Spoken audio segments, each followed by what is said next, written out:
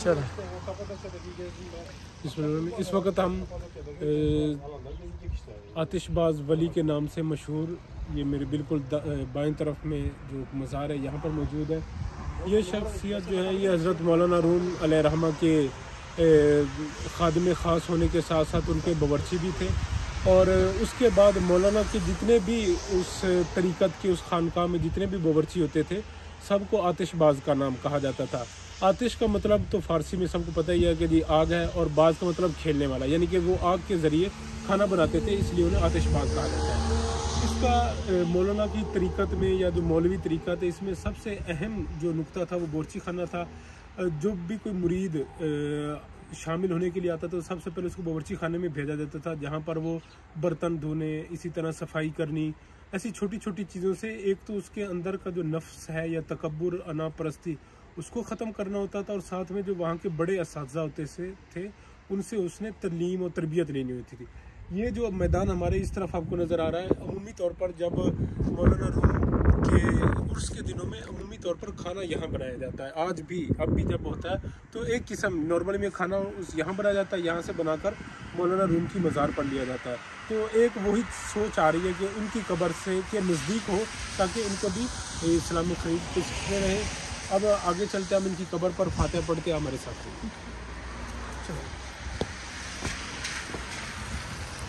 ये ऊपर जो लिखा हुआ है ये देखें, इसको अदब ले गैलन लुतुफला गिदर, जो अदब के साथ आएगा वो रहमत के साथ वापस जाएगा।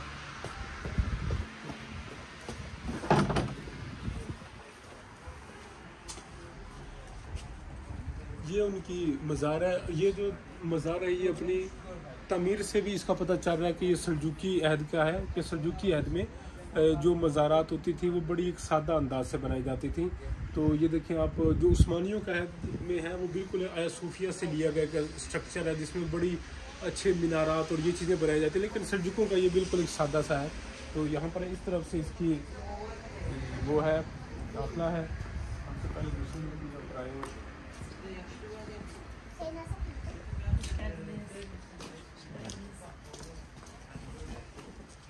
यहाँ पर अंदर उनकी कब्र है लेकिन बंद है, तो हम यहाँ से सिर्फ बाहर से जो है लोग फातिहा पढ़ते हैं और फातिहा पढ़ के बाद चले जाते हैं।